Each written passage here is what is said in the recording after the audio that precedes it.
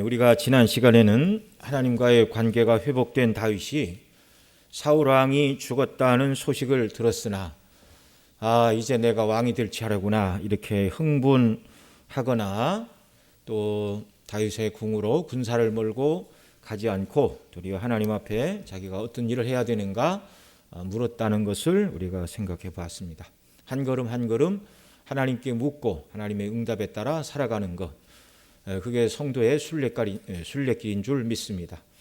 오늘 낮에도 우리가 말씀 통해 살펴본 것처럼 하나님께서 그 백성을 구원하신 것은, 애굽에서 빼내신 것은 그들이 원하는 세상의 목표를 다 이루어 주시겠다 그 말이 아니라 광야길과 같은 나그네 길이라도 하나님 주신 은혜에 감사하고 하나님과 더불어 교통하며, 오늘 우리 식으로 얘기하면 우리를 구원하신 그리스도와 날마다 교통하며 기쁘게 하루하루를 살아가는 것, 그것이 저와 여러분을 구원하신 주님의 뜻인 줄 믿으시기 바랍니다. 이런 명확하고 분명한 성도의 삶을 성경이 가르치는데, 이런 생각은 하지 않고 내가 높은 자리에 올라가서 영향력을 행사해서 주의 이름을 높여야 되겠다. 성경은 어디를 봐도 세상적으로 공무원이 돼서 출세해서 높은 자리에 올라가는 것이 하나님의 영광을 높이는 것이다.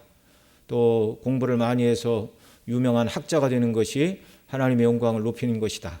또는 돈을 많이 벌어서 선교 세타를 짓고 가난한 사람들을 많이 돕는 것, 그거 중요하죠. 그러나 그런 일을 해야만 하나님의 영광을 받으시고 그런 일을 해야만 의미가 있는 일이다, 그렇게 말씀하지 않습니다.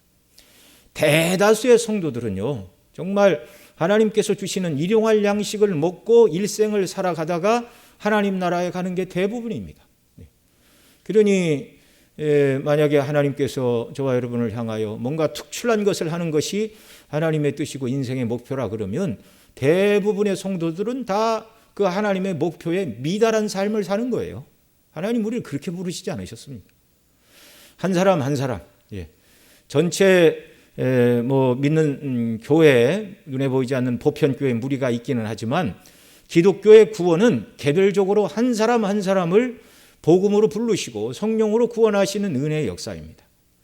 그래서 우리 한 사람 한 사람이 날마다 구원의 기쁨과 감격 속에 늘 주님께 순종하고 그 뜻대로 하루하루를 살아가는 것, 거듭 제가 여러 번 말씀을 드렸지만 그것이 우리를 향한 하나님의 뜻이고 그렇게 살아가는 것이 인생의 성공인 줄 여러분 믿으시기 바랍니다. 그러면 인생에 좌절이 밀려올 수가 없어요. 내가 무엇을 했나? 사단이 우리에게 그런 마음을 심어줄 때 나는 하루하루 주와 동행하고 주의 뜻대로 순종하며 살려고 믿음을 지켰습니다. 그러면 우리를 시험하고 유혹하는 사단이 한 길로 왔다가 7길로 도망가는 줄 믿습니다. 그리고 다윗이 이제 유다의 왕이 되기 위하여 헤브론으로 올라갈 때 혼자 올라가지 않고 자기와 함께 고생했던 사람을 다 데리고 올라갔다라는 것을 생각해 봤는데, 이게 다윗은 그리스도의 모형이라고 그랬죠. 우리 대장 되시는 주님은 제자들을 향하여 너희가 나의 모든 고난에 참여하였으니 아버지의 나라에서 나와 함께 내 상에서 먹고 이스라엘 12지파를 다스리는 복을 줄 것이다. 이 땅에서 그렇게 하루하루 주님과 동행하며 주의 뜻대로 순종하며 믿음으로 살아간 모든 자들에게 주님이 상급을 약속하고 계시다는 것, 우리가 이 말씀을 지난주에 우리가 살펴보았습니다.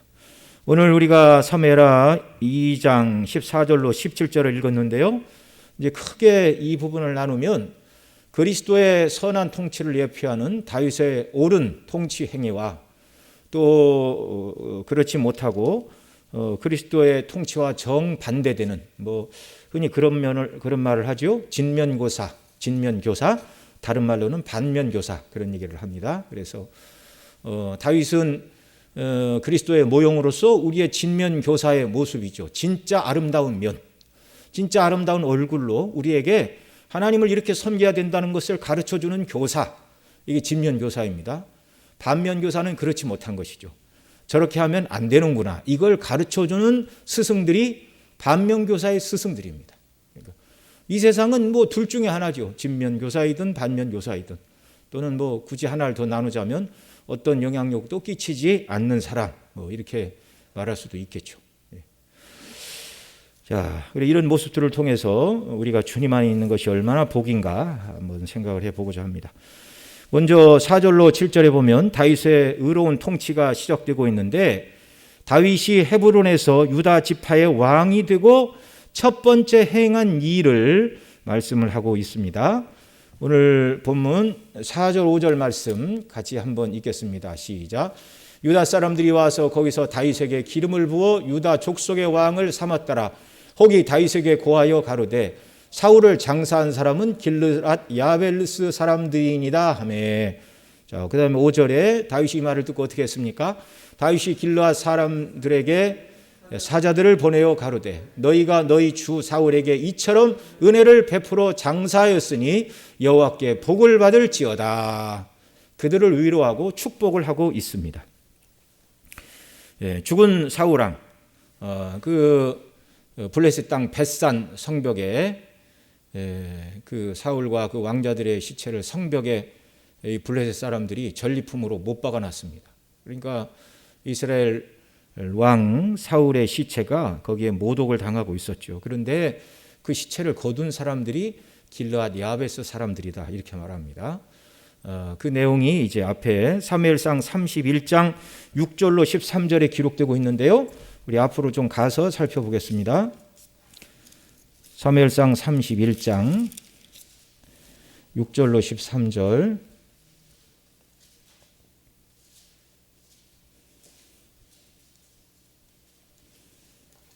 한 절씩 읽겠습니다.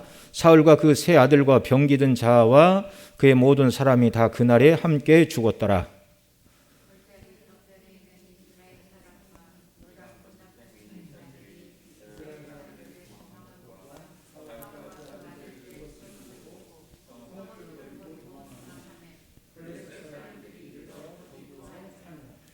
그 이튿날 블레셋 사람들은 죽은 자를 벗기러 왔다가 사울과 그 세 아들이 길보아 산에서 죽은 것을 보고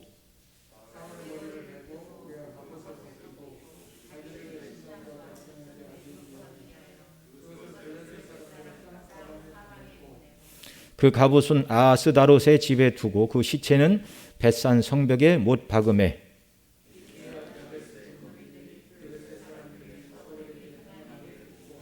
모든 장사가 일어나 밤새도록 가서 사울과 그 아들들의 시체를 벳산 성벽에서 취하여 가지고 야베스로 돌아와서 거기서 불사르고 그 뼈를 가져다가 야베스 에셀나무 아래 장삭하고 7일을 금식하였더라. 아멘. 블레셋 사람들에 의하여 죽임을 당한 사울왕의 시체가 블레셋 사람들에 의해서 벳산 성벽에 그 아들들과 함께 더불어 못 박혀 있었는데, 이 소식을 듣고 어느 누구도 움직이지 않았는데 바로 이 길르앗 야베스 거민들의 장사들, 힘 있는 자들이 밤새도록 가서 사울과 그 아들들의 시체를 벳산 성벽에 취하여 가지고 야베스로 돌아와 불사르고 뼈를 가져다가 야베스 에셀나무 아래 장사하고 7일간 금식했다 이렇게 말하고 있습니다. 이 길르앗 야베스는 이스라엘 땅 남북을 흐르는 강 이름이 뭐죠? 요단강. 요단강 동편에 있습니다. 길르앗 야베스 땅은. 그리고 이 벳산이라는 곳은 이제 블레셋은 지중해 서쪽 지중해 근처에 이렇게 자리를 튼 사람들이잖아요. 그러니까 조금 벳산이 내륙으로 들어온 것이기는 하지만 강을 건너야 돼요. 요단강을 건너서. 가까운 거리가 아닙니다. 상당히 먼 거리인데 밤새도록 장사들이 거기를 달려와 가지고 목숨을 걸고 벳산 성벽에 못 박힌 사울과 그 아들들의 시체를 취하여 가져가다가 불사르고 정말 그 뼈를 야베스 에셀나무 아래 장사하고 그리고 7일간 금식했다. 지극한 슬픔을 머금고 장례를 잘 치렀다 이렇게 말하고 있습니다. 자, 그러면 이제 그런 생각이 들죠. 왜 다른 사람들은 사울왕이 죽었다는 이야기를 듣고도 움직이지 않았는데 이 야베스 사람들, 길르앗 야베스 사람들은 왜 사울의 그 시체가 멸시와 모독을 당하는 것을 그냥 두고 보지 않고 목숨을 걸고 가서 이렇게 사울 왕의 시체를 거두어 장례를 치루어 주었는가? 이 길르앗 야베스 거민들이 사울이 왕이 되자마자 사울 왕에게 은혜를 입었습니다. 예, 그래서 암몬 사람들이 이 길르앗 야베스 사람들을 쳐들어와 가지고 이제 정말 부당한 요구를 했어요. 그래서 이것이 사무엘상 11장의 말씀인데 여기 또 다시 앞으로 가서 한 번 더 봅니다. 사무엘상 11장.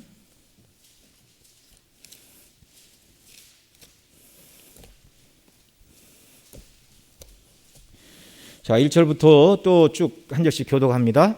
암몬 사람 나하스가 올라와서 길르앗 야베스를 대하여 진침해 야베스 모든 사람이 나하스에게 이르되 우리와 언약하자 그리하면 우리가 너를 섬기리라. 2절 읽어주세요.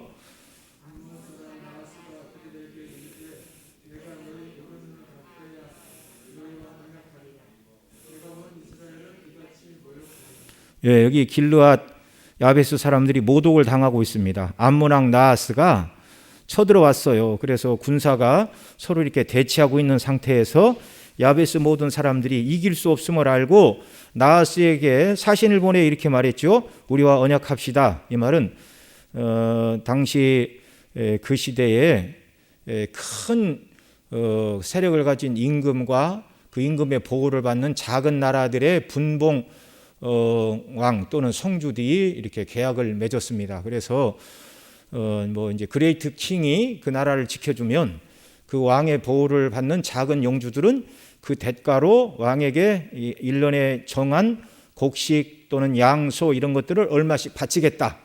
그렇게 언약을 맺어요. 피로써 언약을 맺어요. 그리고 이 언약을 파기하게 되면 어떻게 되리라는 그런 규정문들이 있습니다. 그래서 짐승을 쪼개놓고 보통 언약을 맺죠. 그래서 둘 중에 한 편이 언약을 어기면 그 조공을 바치겠다 한 사람이 조공을 안 바치고 언약을 깨면 이 대왕이 와가지고 그 형벌을 집행하는 뭐 그런 식입니다. 자, 그래서 당시 관리에 따라 우리와 언약합시다. 그리하면 우리가 너를 섬기리다. 그 말은 전쟁하지 말고 우리한테 조공을 얼마 바치라고 이야기를 하면 조공을 바칠 것이니 우리와 언약을 합시다. 이렇게 길르앗 야베스 거민들이 암몬 왕 나하스에게 이렇게 얘기를 한 거예요.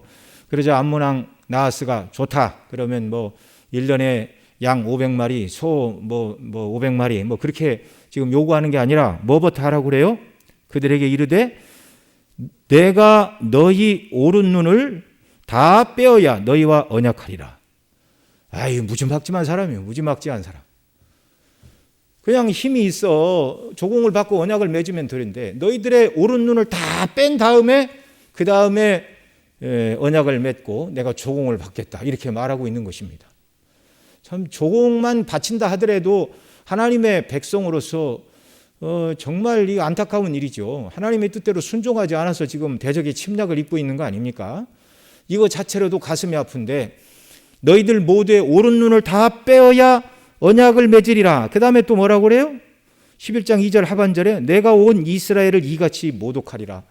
이것은 시작에 불구하고 길르앗 야베스 거민뿐만 아니라 이제 세력을 확장해서 모든 이스라엘 사람들의 장정들의 오른 눈을 다 빼겠다는 것입니다. 이 악해요, 안 악해요? 악하게 이룰 수가 없죠. 그러자 3절 야베스 장로들이 이르되 우리에게 일의 유예를 주어 우리로 이스라엘 온 지경에 사자를 보내게 하라. 우리를 구원할 자가 없으면 너희에게 나아가리라. 정말 답답한 노릇입니다. 일주일만 기다려달라 그 말이죠. 그래도 우리를 구원할 자가 없으면 너희에게 나아가서 오른 눈을 다 빼고 너희들이 부구하는 대로 조공을 바치겠다. 지금 이렇게 말하고 있는 거예요. 이에 사자가 사울의 기브아에 이르러 이 말을 백성에게 고하매 이때는 이제 사울이 왕으로 이제 선택을 받았던 때이죠. 그런데 이 사람은 상당히 수줍어 가지고 왕으로서의 행세를 하기를 원치 않는 그때였습니다. 그런데 이에 사자가 사울의 기브아에 이르러 이 말을 백성에게 고하매 모든 백성이 소리를 높이 울더니 마침 사울이 밭에서 소를 몰고 오다가 가로되 백성이 무슨 일로 우느냐 그들이 야베스 사람의 말로 고하니라. 6절 같이 읽어주세요. 시작.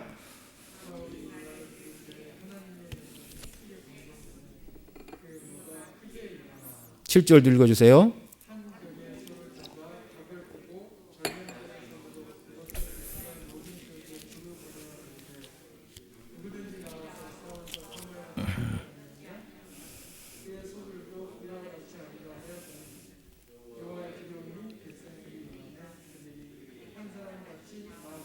사울이 배석에서 그들을 계수하니 이스라엘 자손이 30만이요 유다 사람은 3만이라.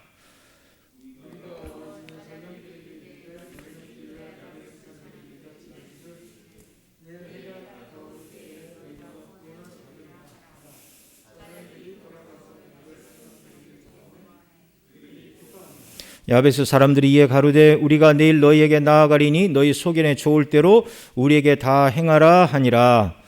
이튿날 사울이 백성을 3대에 나누고 새벽에 적진 중에 들어가서 날이 더울 때까지 암몬 사람을 치매 남은 자가 다 흩어져서 둘도 함께한 자가 없었더라. 아멘.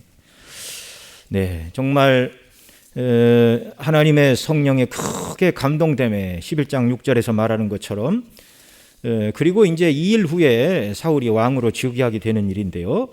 정말 이 일은 사울이 이스라엘의 왕으로 선택된 다음에 행했던 가장 크고 아름다운 일이었습니다.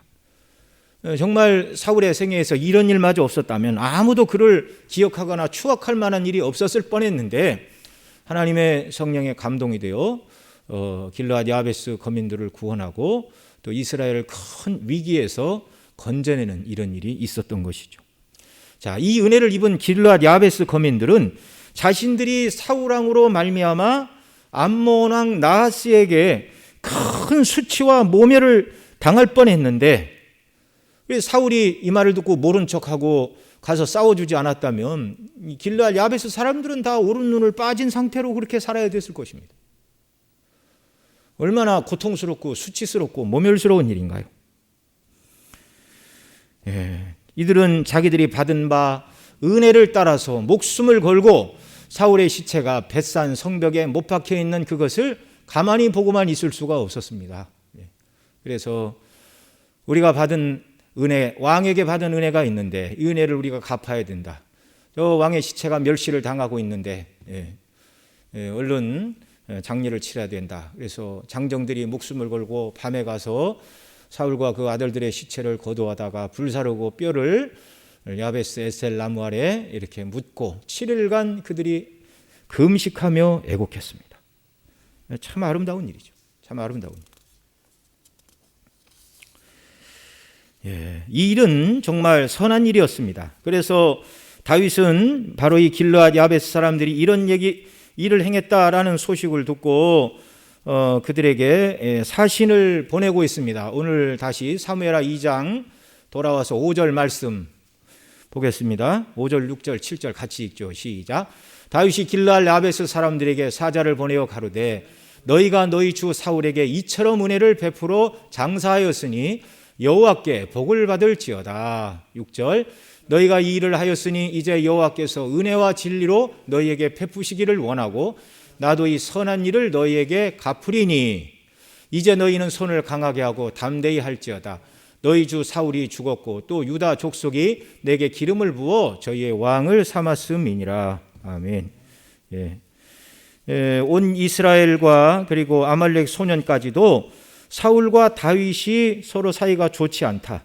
일방적으로 사울이 다윗을 죽이려 했다는 것을 누구나 잘 알고 있습니다. 그래서 그럼에도 불구하고 다윗은 사울에 대하여 개인적인 원한을 갚기를 원치 않았던 것이죠. 다윗이 하나님 앞에서 믿음으로 바로 선 신앙의 사람이 아니고 사울과 같이 미움과 증오에 눈이 멀었다면 길르앗 야베스 거민이 행한 일이 다윗의 눈에 보기 좋았을까요? 눈에 거스리는 일이었을까요? 매우 거스리는 일이죠. 만약에 사울 같았으면 길르앗 야베스 거민들을 살려두었을까요? 다 어떻게 했을까요? 쉽게 살려두지 않았을 것입니다. 뭘 보고 알 수 있죠?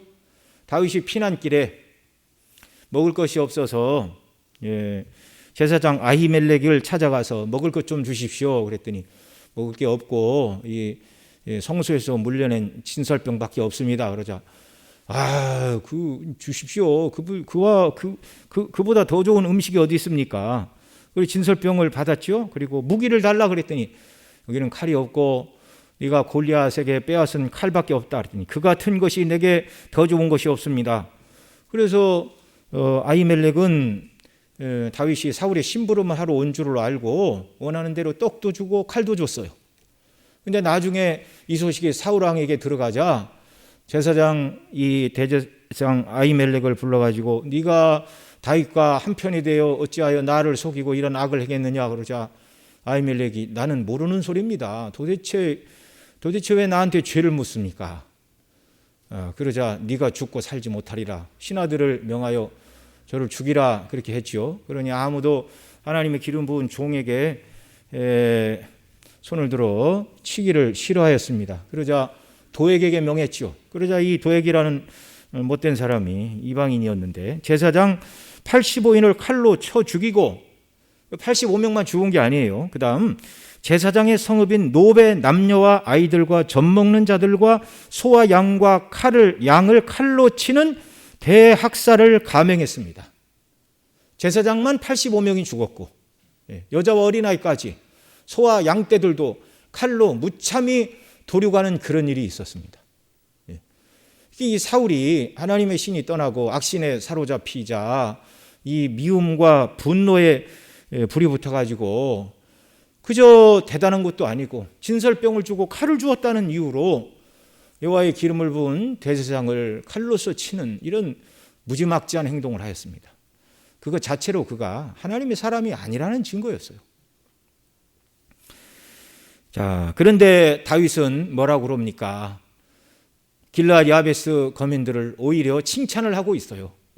길르앗 야베스 거민도 그 일을 행하면서 속으로 혹시 이 일을 다윗이 좋지 않게 여기면 우리에게 어떤 해가 오지 않을까, 뭐 그런 나름대로의 생각을 했겠죠. 사람은 다 생각이라는 것이 있으니까. 근데 다윗이 사신들을 보내가지고 칭찬을 합니다. 너희가 이 일을 행하였으니 여호와께서 은혜와 진리로 너희에게 베푸시기를 원한다라고 그들의 행한 일이 옳고 선한 일이요 하나님 보시기에 합당한 일이라고 인정하고 칭찬하고 하나님께서 너희들에게 은혜와 진리로 베푸시기를 원한다 이렇게 축복을 하고 있습니다. 그 다음에 더 이어 또 말하죠. 나도 이 선한 일을 너희에게 갚으리니 이제 너희는 손을 강하게 하고 담대히 하라. 너희 주 사울이 죽었고 또 유다 족속이 내게 기름을 부어 저희의 왕을 삼았다. 이렇게 이제 그 말이죠. 너희 왕 사울이 죽었다 할지라도 너무 두려워하지 말라. 내가 유다 족속에 나에게 기름을 부어 내가 비록 한 지파의 왕이 되기는 했지만 내가 가진 힘을 가지고 너희들이 도움을 구하면 내가 어느 때라도 달려가서 너희를 도와줄 것이다. 나도 이 선한 일을 너희에게 갚으리라. 내가 유다 지파의 왕이 되었다. 그 말이 바로 이 말입니다. 자, 이것이 바로 그 백성을 바르게 다스리시는 우리의 왕이신 그리스도의 예표의 모습이라는 것입니다. 만왕의 왕이신 주님은 오늘 우리가 믿음을 따라 행하는 모든 일들을 여러분 다 보고 계심을 믿으시기 바랍니다. 하나라도 우리가 행하는 선행에 대하여 그저 못 보시고 지나치시는 일이 있을까요? 없을까요? 그런 일은 없습니다. 물론 반대로 우리가 하나님 뜻을 거스리고 행하는 조그마한 악도 주님은 반드시 보고 계신다는 것을 알아야 됩니다. 그러나 우리가 행하는 죄와 허물과 악에 대해서는 형벌하지 않으시고 징계하십니다. 이미 구원하셨기 때문에. 그러나 우리가 행한 선행에 대해서 하나님은, 우리 주님은 은혜와 복락으로 갚아주심을 여러분 믿으시기 바랍니다. 시편 41편 다윗의 시인데요. 1절로 3절에서 이렇게 말합니다. 제가 읽어드릴게요. 빈약한 자를 권고하는 자가 복이 있으며 재앙의 날에 여호와께서 저를 건지시리로다. 여호와께서 저를 보호하사 살게 하시리니 저가 세상에서 복을 받을 것이라. 주여 저를 그 원수의 뜻에 맡기지 마소서. 여호와께서 쇠약한 병상에서 저를 붙드시고 저의 병중 그 자리를 다 고쳐 펴시나이다. 아멘. 자, 누구를 권고하는 자가 복이 있다고요? 빈약한 자를 권고하는 자가 복이 있으며. 그러니까 연약하고 힘이 없는 자를 사랑으로 돌보는 그 사람이 복 있는 사람이다. 여러분, 우리가 그리스도의 이름으로 빈약한 분들에게 선을 행하고 사랑을 실천하는 역사가 우리에게 있기를 바랍니다. 하나님 기뻐하시는 일이에요. 복이 있으며 재앙의 날에 여호와께서 저를 건지시리로다. 그러니까 빈약한 자를 사랑으로 돌보는 자들에게 하나님이 어떤 은혜를 주시는가? 재앙의 날에 건져주시어 그 재앙을 당하지 않게 하시고, 그 다음 여호와께서 저를 보호하사 살게 하시리니 저가 세상에서 복을 받을 것이라. 복도 받습니다. 주여 저를 그 원수의 뜻에 맡기지 마옵소서. 원수에 의하여 해를 당하지 않는다. 그리고 41장 3절에 여호와께서 쇠약한 병상에서 저를 붙드시고 저의 병중 그 자리에서 다 고쳐 펴시나이다. 병 들었을 때도 하나님이 고쳐주시는 은혜를 주신다고 다윗은 노래하였습니다. 다윗의 개인적인 바람입니까? 시편은 하나님 말씀입니다. 하나님 말씀. 다윗이 성령에 감동되어 영감받은 하나님의 말씀입니다. 빈약한 자를 권고하는 사람, 이런 사람은 재앙의 날에 여호와께서 건지시고 세상에서 복을 받고 원수에게 해를 당하지 않고 병이 든 자리에서 하나님이 고쳐주시는 은혜를 주실 것이다. 이렇게 말씀하고 있어요. 우리 주님은 우리가 행하는 모든 선을 다 보시고 은혜로 갚으시는 분이라는 것입니다. 우리 왕 되신 우리 주님은 우리가 행한 일 하나도 잊지 않으신데요. 마태복음 10장 41절 42절에 이렇게 말합니다. 선지자의 이름으로 선지자를 영접하는 자는 선지자의 상을 받을 것이요, 의인의 이름으로 의인을 영접하는 자는 의인의 상을 받을 것이요, 또 누구든지 제자의 이름으로 이 소자 중 하나에게 냉수 한 그릇이라도 주는 자는 내가 진실로 너희에게 이르노니 그 사람이 결단코 상을 잃지 아니하리라 하시니라. 아멘. 선지자의 이름으로 선지자를 영접하는 자는 선지자의 상을 받고, 의인의 이름으로 의인을 영접하는 자는 의인의 상을 받고, 소자에게 예수님의 이름으로 냉수 한 그릇 대접해도 상을 절대로 잊지 않을 것이다.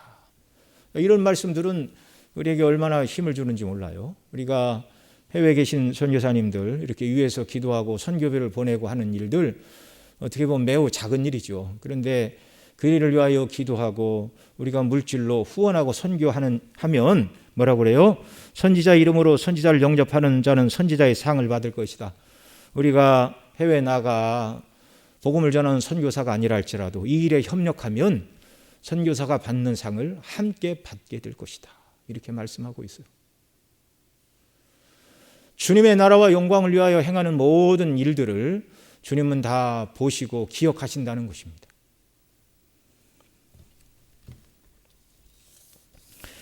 마태복음 25장 35절 양과 염소에 비유해서 이렇게 말씀하시죠. 양을 향하여 하시는 말씀입니다.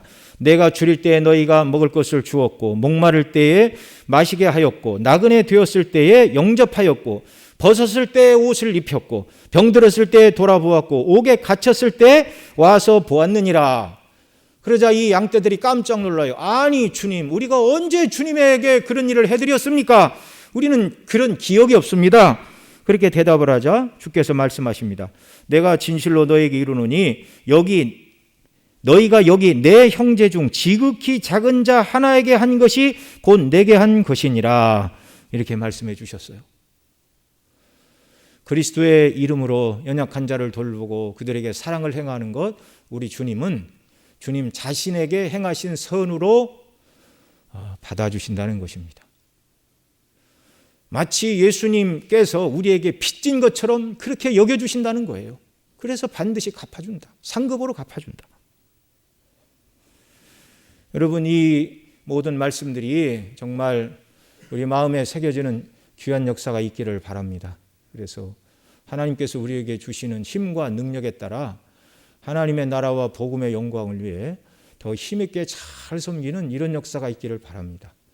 여러분, 우리가 해외 예를 들어서 선교처에서 우리 날마다 그런 요구를 하는 건 아니지만 어느 지역에 교회를 하나 지어야 되는데 예를 들어서 헌금을 좀 해주시기 바랍니다. 그런 요청이 왔을 때 믿음이 있는 사람들이 그 일에 응답할 수가 있어요. 하나님의 이 약속을 신뢰하는 사람들만 그런 부름에 응답을 할 수가 있는 것입니다. 정말 우리에게 주신 시간, 재능, 물질 모든 것 하나님 기뻐하시고 원하시는 일에 바르게 사용하는 역사가 있기를 바라고, 이런 자들을 기억하시고 우리 주님은 절대로 상을 잊지 않으신다, 이렇게 말씀해 주고 계십니다. 자, 그 다음 이제 두 번째로, 지금까지는 다윗이 그리스도의 모형으로서 행한 선한 일을 한 길르앗 야베스 사람들을 하나님의 이름으로 축복을 하고 자기도 돕겠다 하는 이런 모습들을 우리가 살펴봤는데요. 그 다음 8절로 17절에 보면 정말 이 군대 장관들이 행하는 악한 일들을 보게 됩니다. 주님의 의로운 통치를 드러내는 것이 아니라 악한 일들을 행한 사람들을 우리가 여기 볼 수 있어요. 오늘 본문 사무엘하 2장 8절로 11절 말씀 또 먼저 읽겠습니다. 사무엘하 2장 8절로 11절 제가 먼저 읽습니다. 사울의 군장 네리의 아들 아브넬이 이미 사울의 아들 이스보셋을 데리고 마하나임으로 건너가서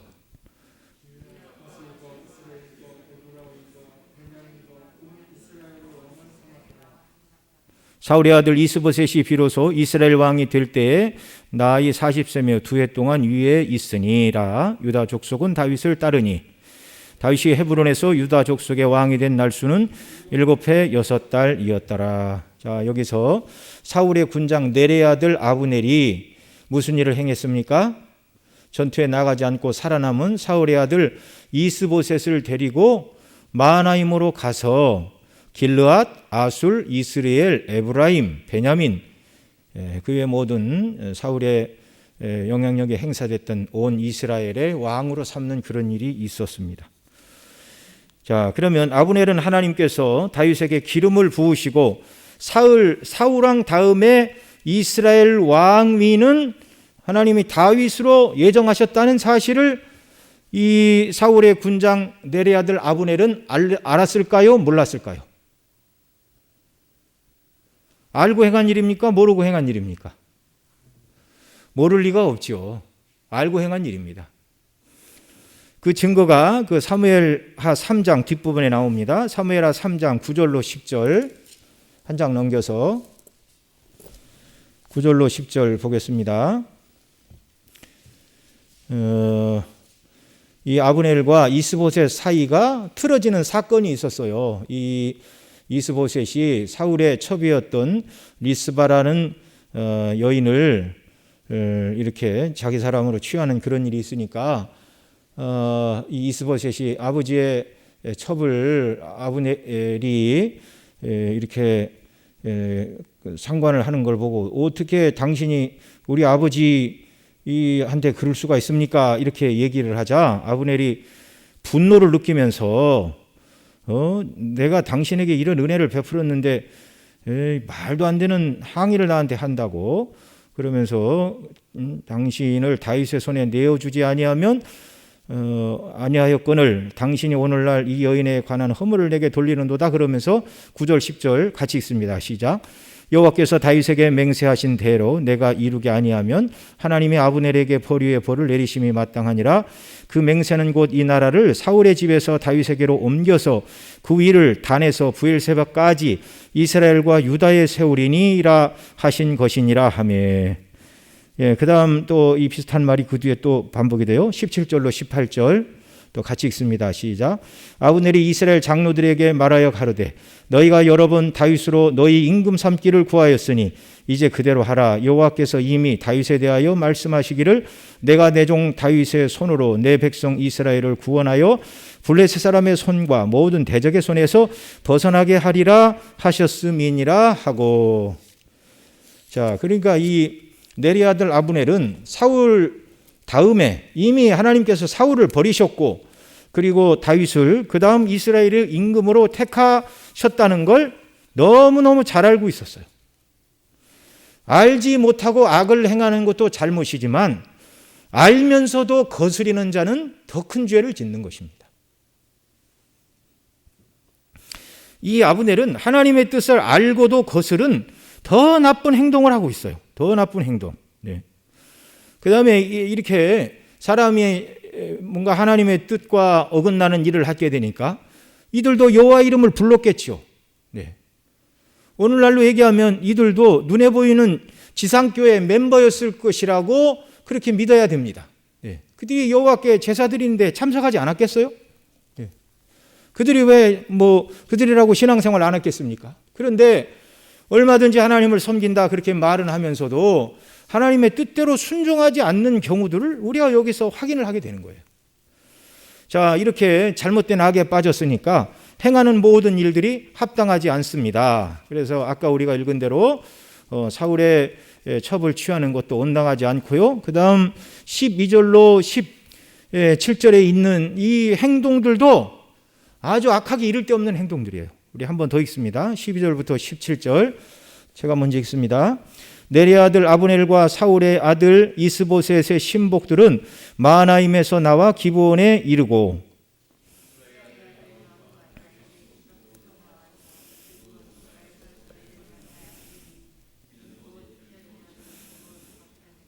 기브온 연못가에서 이 쉽게 얘기하면 이스보셋의 군사들과 다윗의 군사들, 물론 그들의 대장은 아브넬과 요압이었습니다. 자, 만났습니다. 아브넬이 요압에게 이르되 청컨대 소년들로 일어나 우리 앞에서 장난하게 하자. 요압이 가로되 일어나게 하자 하며 15절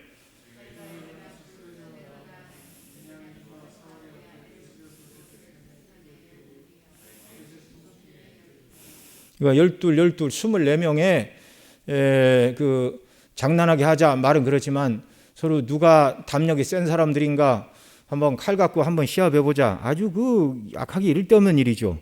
16절 보면 각기 적수의 머리를 잡고 칼로 적수의 옆구리를 찌르매 일제히 쓰러지는지라. 그러므로 그곳을 헬갓 핫수림이라 일컬었으며 기브온에 있더라. 17절 그날의 싸움이 심히 맹렬하였더니 아브넬과 이스라엘 사람들이 다윗의 신복들 앞에서 패하니라. 아멘. 자, 아브넬이 다윗의 군사 중에 으뜸이었던 나중에 군대 장관이 되는 요압에게 소년들로 일어나 우리 앞에서 장난하게 하자. 이 젊은 사람들의 목숨을 가지고 지금 아브넬이 장난을 걸고 있습니다. 그래서 양쪽에서 12명씩 24명의 젊은이들이 나와서 서로 머리를 잡고 칼로 적수의 옆구리를 잡고서 일제히 찌르고 함께 죽고 말았다 그 말이죠. 예. 이것이 무슨 게임이었는지 뭔지는 잘 모르겠어요.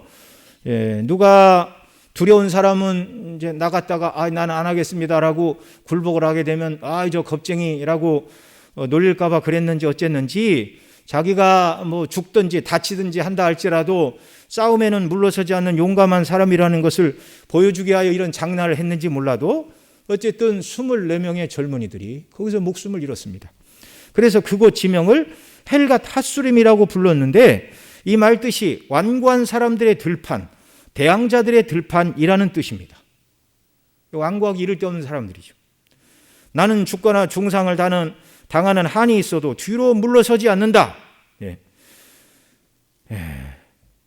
이 용맹을 자랑하는 자들이 자원에서 나왔는지 선발되어서 나왔는지 모르지만 이 지휘관들의 무책임한 이런 장난에 젊은 사람들 12명씩 24명이 아무런 의미도 없이 그곳에서 쓰러져 갔습니다.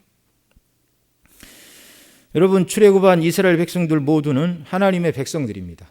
출애굽기 7장 4절 보면 하나님의 군대가 애굽에서 나오니라 그렇게 말하고 있어요. 출애굽한 이스라엘 전체를 하나님의 군대라고 부르고 있어요. 하나님의 군대.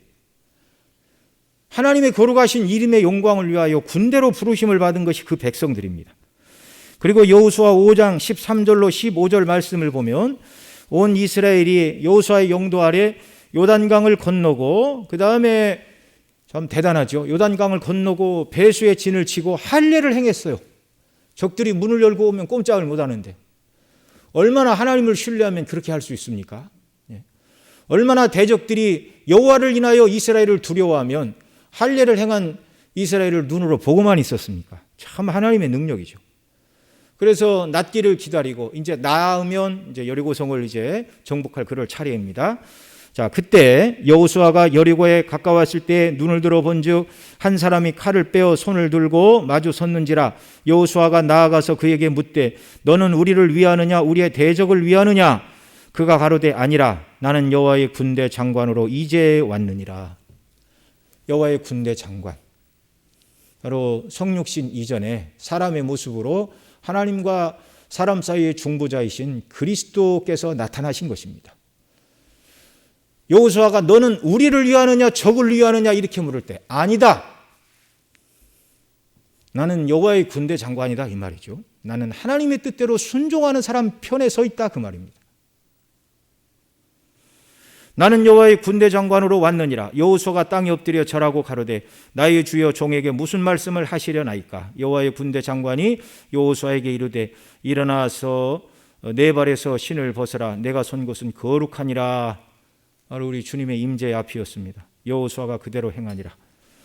무슨 말씀을 하시려나이까? 신발을 벗고 거룩하게 하나님을 섬기는 성결을 추구하며 하나님의 백성들이 살아야 된다는 것이죠. 그럴 때 우리의 군대 장관인 우리 주님의 통치와 인도를 온전히 받게 된다는 말씀입니다.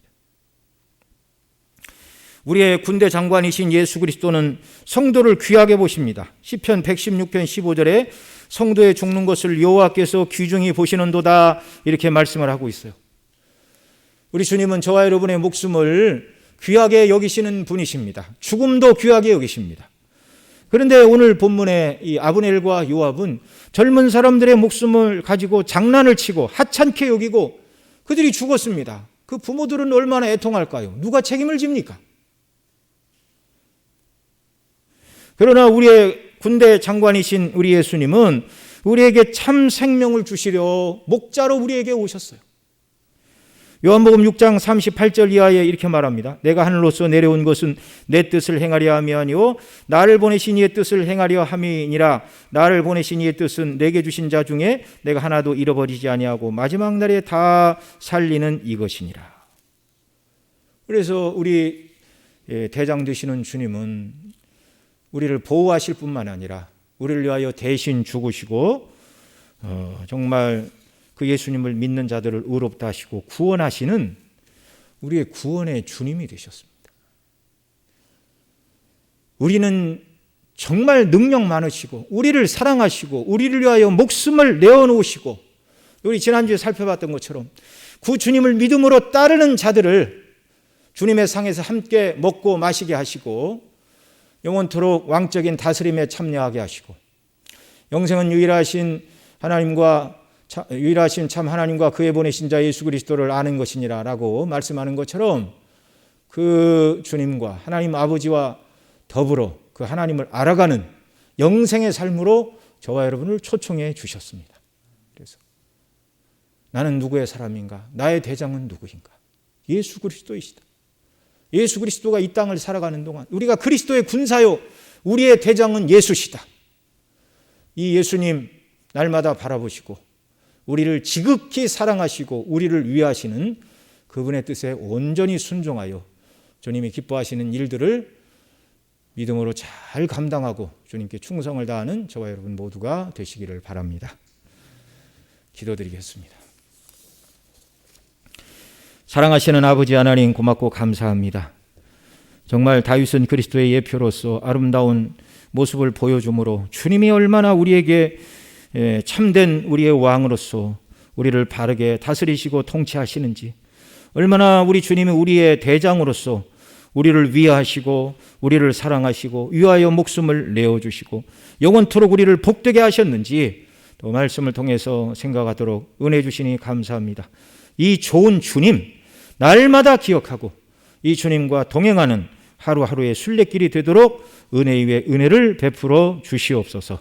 이 모든 말씀 우리 구주 예수님의 이름으로 기도드리옵나이다. 아멘.